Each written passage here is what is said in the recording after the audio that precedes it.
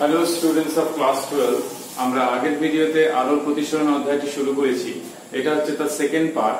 এই পার্টে আমরা তোমাদের বইতে ছায়া প্রকাশনী বইতে 575 পেজে এবং 576 পেজের যে থিওরি রয়েছে সেটা আলোচনা করব, অর্থাৎ সমান্তরাল ফলকের মধ্য দিয়ে আলোর প্রতিসরণ।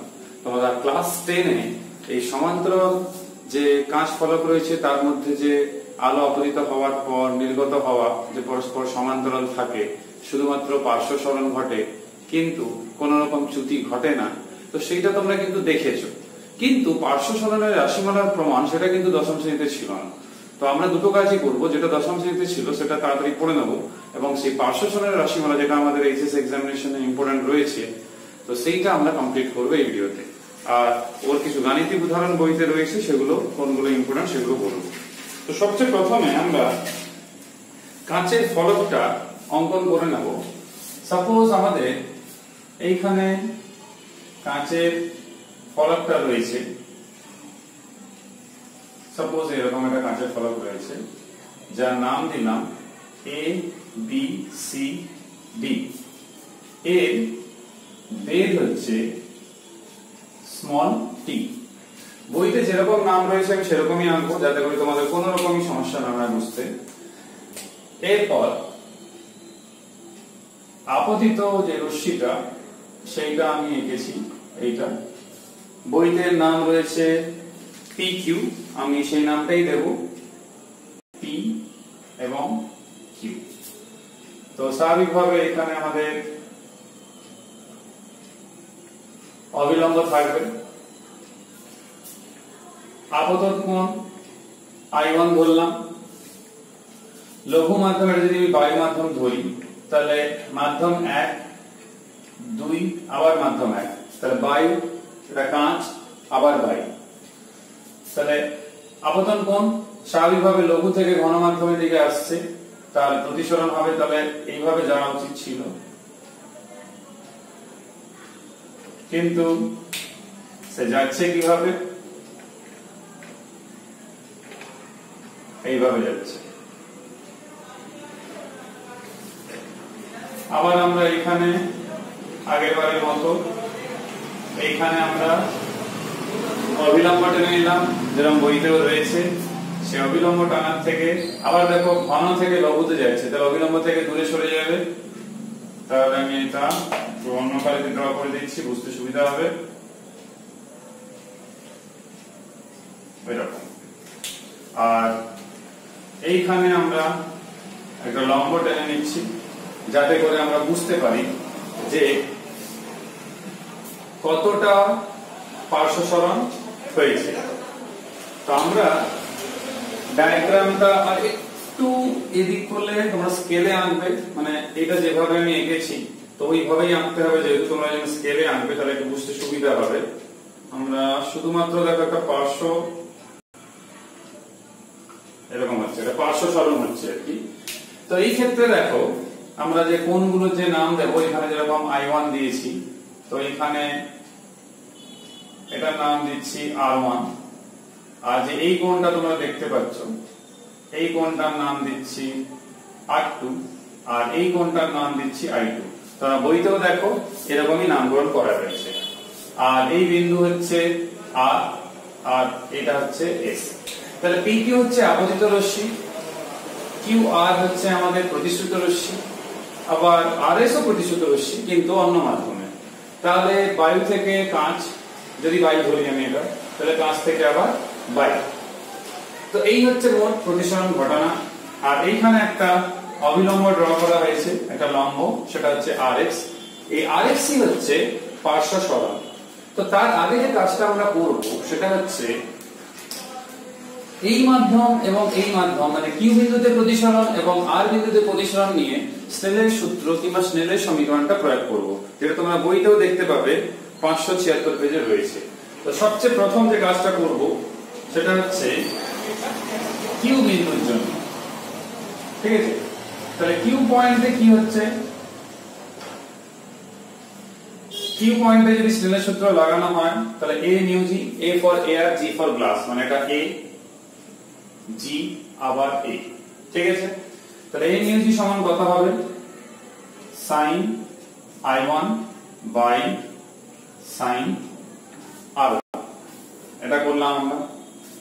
নেক্সট কি করব না পরেরটা করছি আমরা r বিন্দুর জন্য, তো সেখানেও লিখব r এর জন্য g মিউ a কত আসবে sin r2 by sin i1। তো তোমরা দুটো সমীকরণ দেখতে পাচ্ছ, তোমরা বইতেও দেখতে পারো দুটো সমীকরণ পেয়েছি আমরা। তো তোমরা জানো যে a মিউ g সেটা স্বাভাবিকভাবে সমান হবে 1 বাই g মিউ a, কারণ আমরা পড়েছিলাম 1 mu 2 equals to 1 by 2 mu 1। তো সেই শর্তটা যদি আমি এখানে প্রয়োগ করি তাহলে কি লিখতে পারি না, এখানে আমি লিখতে পারবো sin i1 by sin r1, যেহেতু উল্টে যাচ্ছে এটা sin i2 by sin r2। যদি একটু ডায়াগ্রামটা লক্ষ্য করে দেখো, এই r1 এবং r2 কোণ দুটি পরস্পরের সমান হবে, তো দেখতে পাচ্ছ একান্তর হয়ে যাচ্ছে কোণ দুটো, ঠিক আছে, এই দুটো সমান্তরাল পরস্পরে। তাহলে আমরা বলতে পারি r1 ইকুয়ালস টু r2 চিত্র থেকে। তাহলে উপরে কি রয়েছে না sin i1 ইকুয়ালস টু বেরোবে sin i2, তাহলে অতএব i1 ইকুয়ালস টু i2, অর্থাৎ PQ রশ্মি এবং RS রশ্মি পরস্পরের সমান্তরাল। তার মানে শুধুমাত্র পার্শ্ব সরণ হয়েছে তাদের, সে পার্শ্ব সরণ কত না r থেকে x, কিন্তু কোন রকম চ্যুতি কিন্তু হয়নি, সেই সমান্তরাল ভাবেই নির্গত হয়েছে। এই পার্শ্ব সরণ সম্বন্ধে আমরা এখন আলোচনা করব এবং এর রাশিমালা নির্ণয় করব। এটা আমাদের এইচএস এ খুব গুরুত্বপূর্ণ প্রশ্ন। এটা হচ্ছে একটা পার্ট যে পরস্পর সমান্তরাল নির্গত হচ্ছে, যেটা ক্লাস 10 এ পড়েছিলেন, এটা তার প্রমাণ। এখন যে প্রমাণটা করব আমরা, সেই প্রমাণটা হচ্ছে যে পার্শ্ব সরণ কত, অর্থাৎ rx এর রাশিমালা এবং সেখান থেকে কয়েকটি বিশেষ ক্ষেত্র। তো এটা বের করার জন্য সবচেয়ে প্রথমে আমরা এই যে ত্রিভুজ রয়েছে r q x, এটা সমকোণী ত্রিভুজ, বুঝতে পারছো এখানে একটা লম্ব টানা হয়েছে অর্থাৎ 90 ডিগ্রি।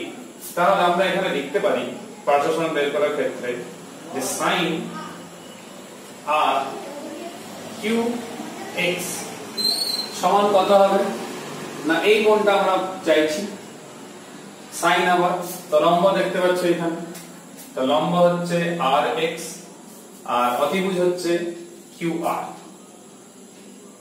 তাহলে আমরা কাকে চাইছি না rx কে চাইছি।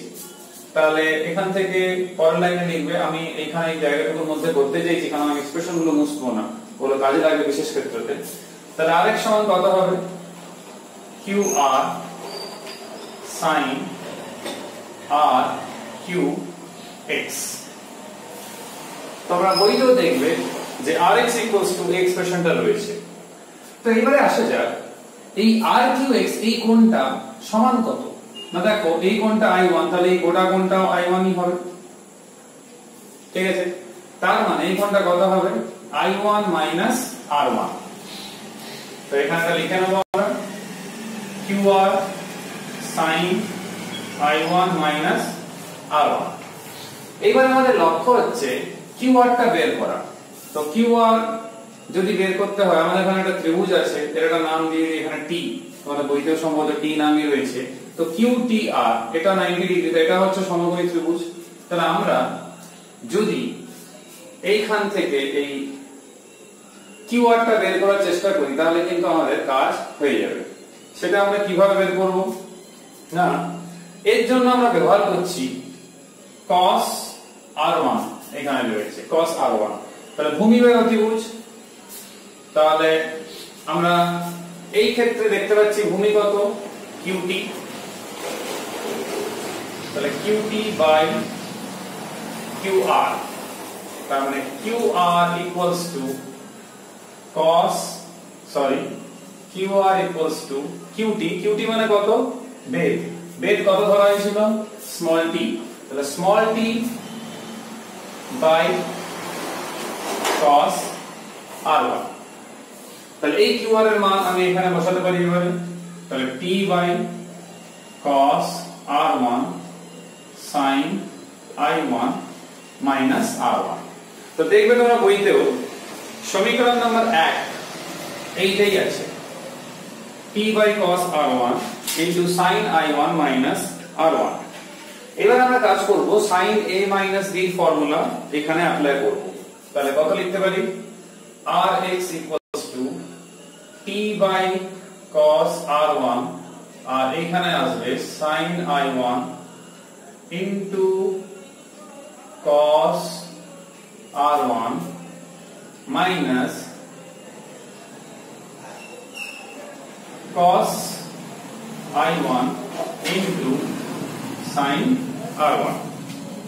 এই যে এক্সপ্রেশনটা আছে নিচে একটা আমাদের cos r1 আছে, তো আমরা চাইলে এই cos r1 কে বইয়ের মতো ডিভাইড করে নিতে পারি। তো দেখবে বইতে এইভাবে কিন্তু ডিভাইড করা আছে। তো ডিভাইড করলে আমরা কি এক্সপ্রেশন আসবে না, ফার্স্ট টার্মে কেটে যাচ্ছে, শুধুমাত্র sin i1 থাকবে আর এখানে থাকছে cos i1 into sin r1 আর হচ্ছে cos r1। তো এরকম একটা এক্সপ্রেশন আমরা পাচ্ছি। ইকুয়েশন নাম্বার 2 যেটা বইতে রয়েছে সেই এক্সপ্রেশনের সাথে কিন্তু আমাদের ম্যাচ করে যাচ্ছে। এইবারে আমরা কি করব না, এইবারে আমাদের কাজ হচ্ছে যেহেতু একটা বায়ু রয়েছে, তো বায়ুর সাপেক্ষে যদি প্রতিসরাঙ্ক মিউ হয়, মানে এই ক্ষেত্রে তাহলে মিউ ইকুয়ালস টু কত হবে, sin i1 by sin r1। তো আমাদের দেখো যেটা প্রয়োজন হচ্ছে সেটা হচ্ছে cos r1 এর মান চাই আমাদের। তাহলে cos r1 এর মান পাওয়ার জন্য আমরা কি করব না, cos r1 হচ্ছে 1 মাইনাস sin স্কয়ার r1। তো sin স্কয়ার r1 এর মান এখান থেকে আমরা পাচ্ছি, তাহলে কত হবে 1 minus sin square i1 by mu square. তো তোমরা বইয়ের সাথে মিলিয়ে দেখো 1 minus sin square i1 by mu square. তো একে যদি আমরা লসাগু করে নিই তাহলে mu square sin square i1 root over নিলাম নিচেরটা মিউ। তাহলে দেখো বইয়ের সাথে হুবহু রিলেশন কিন্তু আমাদের মিলে গেছে। এইবারে শুধুমাত্র আমাদের কাজ যেটা সেটা হচ্ছে এইটাকে নিয়ে এখানে বসানো। তাহলে বসাবো আমরা এবারে।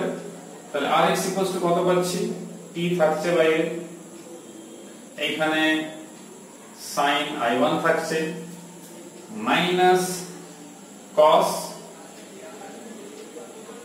i1 ইনটু আমাদের ছিল sin r1। তো তোমরা এখানে একটু দেখবে লক্ষ্য করে বইতেও cos i1 into sin i1 into, এই ক্ষেত্রে একটা জিনিস লক্ষ্য করার ব্যাপার আছে, এখানে একটা sin r1 ছিল, তো sin r1 এর মান এখান থেকে বসাবো আমরা, কত পাবো না sin r1 ইকুয়ালস টু আমরা পাচ্ছি sin i1 বাই মিউ, যাতে করে পরের লাইনে আমরা sin i1 কে কমন নিতে পারি। তাহলে sin i1 নিচের থেকে একটা মিউ যাবে উপরে, তো কেন না cos r1 এর মান বসবে এখানে, আর উপর থেকে sin r1 এর যে ছিল এক্সপ্রেশন সেখানে একটা মিউ ছিল নিচে, সেটা নিচে আসবে, আর নিচে থাকছে কত mu square minus sin square i1, এটা বসালাম আমরা। তো এবারে আমাদের এক্সপ্রেশন অনেকটা রেডি হয়ে যাচ্ছে, মিউ কেটে যাচ্ছে, t থাকছে, sin i1 কমন চলে যাচ্ছে, তাহলে 1 minus cos i1 mu square sin square i1। এবার আমরা বইয়ের সাথে এক্সপ্রেশন মেলাবো। বইতে এটার নাম দিয়েছে equation number 3, t into sin i1 1 minus cos i1 into নিচে mu square minus sin square i1। এই অবধি প্রমাণ পরীক্ষা দিতে পারে যে পার্শ্ব সরণের রাশিমালা নির্ণয় করো, তখন তোমরা এই অবধি করবে। এখান থেকে শর্ট প্রশ্ন আছে যে এই কাঁচ ফলকের ক্ষেত্রে এই পার্শ্ব সরণের রাশিমালা কোন বিষয়ের উপর নির্ভর করছে, না এটি নির্ভর করছে কাঁচ ফলকের বেধের উপর, আপতন কোণের উপর এবং মাধ্যমের প্রতিসরাঙ্ক। মাধ্যম মানে এই ক্ষেত্রে বায়ু সাপেক্ষে কাঁচের প্রতিসরাঙ্কের উপর। এই অবধি প্রমাণটা খুবই গুরুত্বপূর্ণ 3 মার্কসের। নেক্সট যে ইম্পর্টেন্ট পোরশন হচ্ছে সেটা হচ্ছে যে এর তিনটে বিশেষ ক্ষেত্র আছে। তো তিনটে বিশেষ ক্ষেত্র রয়েছে, তো সেই তিনটে বিশেষ ক্ষেত্র নিয়ে আমরা এখন আলোচনা করব। তো তিনটে বিশেষ ক্ষেত্র কি কি? সবচেয়ে প্রথমে বলা হয়েছে যদি আপতন কোণের মান I1 খুব ক্ষুদ্র হয়। তোমরা জানো যদি sin থিটাতে থিটা ক্ষুদ্র হয় সেটা তখন হয়ে যায় থিটা। তাহলে আপতন কোণ যদি ক্ষুদ্র হয় তাহলে আমাদের যে এক্সপ্রেশন ছিল এইটা কোথায় ছিল, না সবচেয়ে প্রথমেই ছিল এইখানে। তখন এক্সপ্রেশনটা কি হবে, না sin I1 R1 টা তখন লিখতে পারবো আমি I1 R1 আর cos R1, তাহলে R1 ও ক্ষুদ্র ডেফিনেটলি, তাহলে এটাকে আমরা 1 লিখতে পারি কারণ cos 0 এর কাছাকাছি হয়ে যাচ্ছে। তখন এই Rx এর এক্সপ্রেশনটা কি দাঁড়াবে, t মানে approximately equals to t by 1 আর এখানে I1 R1। তো তোমরা দেখবে এই ক্ষেত্রে বইয়ের সাথে আমাদের পুরো মিলে যাচ্ছে, শুধু বইতে কি করেছে একটা I1 কমন নিয়েছে। তো I1 কমন নেওয়ার জন্য ভেতরে আসছে এরকম, এটা কেন করেছে সেটা বলি। তোমরা জানো মিউ ইকুয়ালস টু হচ্ছে আমাদের এই ক্ষেত্রে sin I1 by sin R2। যেহেতু I1 এবং R1 ক্ষুদ্র, আর দ্বিতীয়ত এই মানটা যেহেতু ক্ষুদ্র হয়ে যাচ্ছে সেজন্য আমরা একেও বলতে পারি, এভাবে লিখতে পারি I1 বাই R1। তো এখানে যদি মান বসাই তাহলে কি আসবে, t I1 1 R1 বাই 1, তাহলে 1 বাই মিউ, তাহলে একে এভাবে লেখা যেতে পারে মিউ 1 বাই মিউ। তো তোমরা দেখবে বইতে বিশেষ ক্ষেত্রে সবচেয়ে ফার্স্ট পার্টে এই রকমই এক্সপ্রেশনটা রয়েছে, শুধুমাত্র আমি লসাগু করে লিখেছি, বইতে এইভাবে লেখা রয়েছে। একই ব্যাপার, যেভাবে খুশি রাখতে পারো। সেকেন্ড কেস, লম্ব আপতনের ক্ষেত্রে কি হবে, বুঝতেই পারছো যখন লম্ব আপতন হবে, লম্ব আপতনের ক্ষেত্রে কি হবে না তোমাদের এই I1 টা হয়ে যাচ্ছে 0 আর স্বাভাবিকভাবে R1 টা হয়ে যাচ্ছে 0। তাহলে এই যে পার্শ্ব সরণের যে এক্সপ্রেশন ছিল Rx equals to t by cos R1 sin I1 minus R1, এটা 0 হয়ে যাবে কেন না I1 equals to R1, অর্থাৎ I1 ও 0 R1 ও 0, তাহলে sin 0 এর মান কত হয় 0, 0 এর সঙ্গে যাই গুণ করব সেটা 0 আসবে। এটা ইম্পর্টেন্ট শর্ট প্রশ্ন। লম্ব আপতনের ক্ষেত্রে কোনো পার্শ্ব সরণ ঘটে না সমান্তরাল কাঁচফলকের কিংবা এটা কাঁচফলকের ক্ষেত্রে। নেক্সট কি রয়েছে না সমান্তরাল ফলকের শূন্য হলো। লাস্ট যে রয়েছে বিশেষ ক্ষেত্র সেটা হচ্ছে AB তল দিয়ে ঘেঁষে যাওয়ার ক্ষেত্রে কি হবে না, যখন এরকম না গিয়ে যখন এইভাবে যাবে তখন স্বাভাবিকভাবে আমরা বলতে পারবো কেস 3 তে তখন আপতন কোণ কত হবে না 90 ডিগ্রি হবে। তো আপতন কোণ এই 90 ডিগ্রি হওয়ার জন্য কি হবে না দেখো আমাদের যে এক্সপ্রেশনটা আছে এই এক্সপ্রেশনে কি হবে, ইকুয়েশন নাম্বার 3 তে cos 90 শূন্য, তাহলে এই পদটা থাকছে না, এর অর্থহীন হয়ে পড়লো। এদিকে কত হবে না Rx equals to t sin 90, তাহলে পাওয়া হলো t। অর্থাৎ সবচেয়ে বেশি পার্শ্ব সরণ হবে যখন লম্ব আপতন নয়, তখন যখন AB তল ঘেঁষে যাবে। যখন আপতন কোণের মান 90 ডিগ্রি হবে তখনই সর্বোচ্চ পার্শ্ব সরণ হবে সমান্তরাল ফলকের ক্ষেত্রে। ইম্পর্টেন্ট শর্ট প্রশ্ন, অনেকে ভাবে লম্ব আপতনের ক্ষেত্রে, কিন্তু হবে না। লম্ব আপতনের ক্ষেত্রে পার্শ্ব সরণ মোটেই হয় না, একটুও হয় না, বরং যখন AB তল ঘেঁষে যাবে তখনই পার্শ্ব সরণ সবচেয়ে বেশি হয়। এই ভিডিওতে এই অবধি থিওরি এখানে শেষ হলো, মানে এই পার্শ্ব সরণ নিয়ে। এইখানে তোমাদের যে অঙ্ক রয়েছে 576 থেকে 578 অবধি যে শেষ হচ্ছে অঙ্ক, এখানে মোট 4টে অঙ্ক রয়েছে। তো তোমাদের এই 1, 2, 4 অঙ্কটা ভালো করে করবে, সবগুলো পারলে আরো ভালো হয়।